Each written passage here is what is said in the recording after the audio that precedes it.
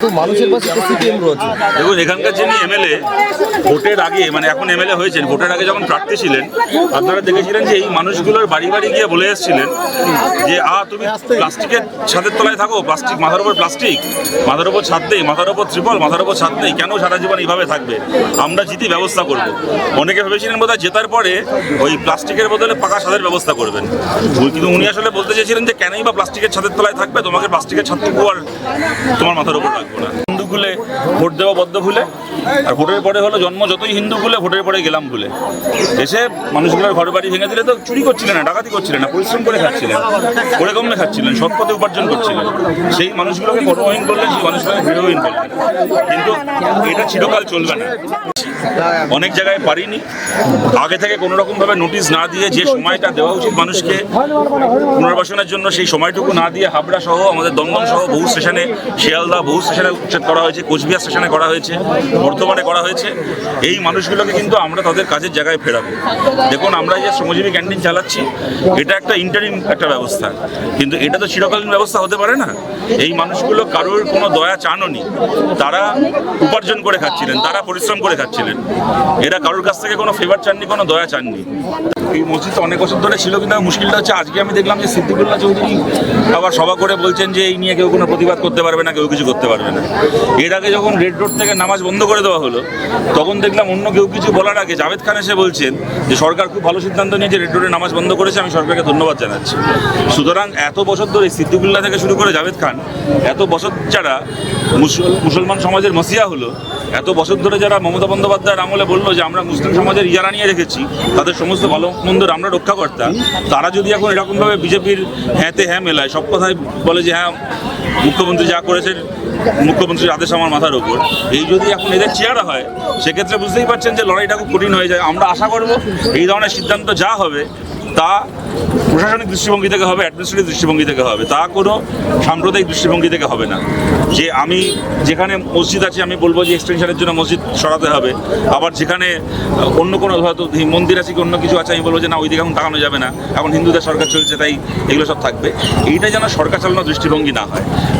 ধর্মনিরপেক্ষভাবে অ্যাডমিনিস্ট্রেশনের জন্য যেটা করণীয় তা যদি সরকার করে, আমার বিশ্বাস হিন্দু মুসলমান দুই সমাজের মানুষই সরকারের পাশে থাকে।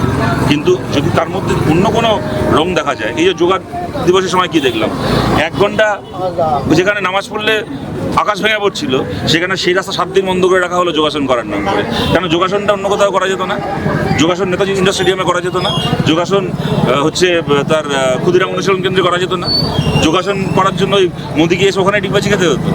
সুতরাং 1 ঘন্টা রেড রোডে নামাজ পড়লে মহাভারত শুদ্ধ হয়ে যাচ্ছিল। এই যদি সরকারের দৃষ্টিভঙ্গি হয়, তখনই প্রশ্ন করার সুযোগ তৈরি হয় এবং সেই প্রশ্ন উঠবে। ছিলাম যে তৃণমূল ক্ষমতায় না থাকলে দলটা থাকবে না, সেটা সত্যি হয়েছে, আপনারা দেখছেন। আমাদের কাছে তৃণমূলের নিয়ন্ত্রণ কারাতে থাকলো কি না থাকলো সেটা আমাদের কাছে ইস্যু নয়। আমাদের কাছে প্রশ্নটা হচ্ছে পশ্চিমবাংলার বিধানসভার মধ্যে শক্তিশালী কোনো বিরোধী পক্ষ থাকলো না। বিধানসভার ভেতর আমাদের একজন বিধায়ক নওশাদ, আমাদের মুস্তাফিজুর রহমান নওশাদ আইএসএফের বিধায়ক, কংগ্রেসের 2 জন বিধায়ক, এই 4 জনকে বাদ দিয়ে বিধানসভার ভেতর সত্যিকারের সরকার বিরোধী কোনো বিধায়ক থাকলো না। কেননা আপনারা দেখতে পাচ্ছেন বিধানসভায় এখন যারা সরকারের সঙ্গে তারাও সরকারের সঙ্গে, যারা তথাকথিত বিরোধী পক্ষ তারাও সরকারের সঙ্গে। আপনারা দেখতে পাচ্ছেন এমন একটা অদ্ভুত বিধানসভা আপনি পৃথিবীর ইতিহাসে কোথাও দেখাতে পারবেন না। বিধানসভার যে বিরোধী দলনেতা, সে রাজ্যের মুখ্যমন্ত্রীর সঙ্গে রাত্রিবেলা হোটেলে দেখা করছে। আপনি কল্পনা করতে পারেন পৃথিবীতে কোনো দিন এরকম কোনো সরকার আর কোনো বিরোধী দলনেতা, যদি মুখ্যমন্ত্রী আর বিরোধী দলনেতা রাত্রিবেলা হোটেলে চুপি চুপি দেখা করে, তাহলে আপনারা বুঝতেই পারছেন যে বিধানসভার ভেতর সরকারের কী বিরোধিতা হবে বা কী বিরোধিতা হচ্ছে। সরকার যা চাইবে, মানুষের বিরুদ্ধে যা কিছু করতে চাইবে, সব কিছুতে এরা নামমাত্র হয়তো 2টো বিবৃতি দেবে, তারপরে ওয়াকআউট করার নাটক করবে, করে গা বাঁচাবে। কেন ওদের কাছে মানুষের হয়ে লড়াই করার এখন আর ওদের কাছে ক্ষমতা নেই। এদের মধ্যে কারো যার নাম আপনি বললেন, তার নামে রেপের কেস আছে, যে কোনো দিন সে গ্রেপ্তার হয়ে যেতে পারে যদি ঠিক করে তদন্ত হয়। বালুরঘাটের একজন যুবতী, তার বিরুদ্ধে ধর্ষণের মামলা করেছিল। কারোর বিরুদ্ধে কোটি কোটি টাকার স্মাগলিংয়ের, গরু পাচারের মামলা, কারোর বিরুদ্ধে খুনের মামলা, কারোর বিরুদ্ধে পুকুর ভরাট, এলাকা দখল, খুন সন্ত্রাস, পঞ্চায়েতে মানুষ মারার মামলা।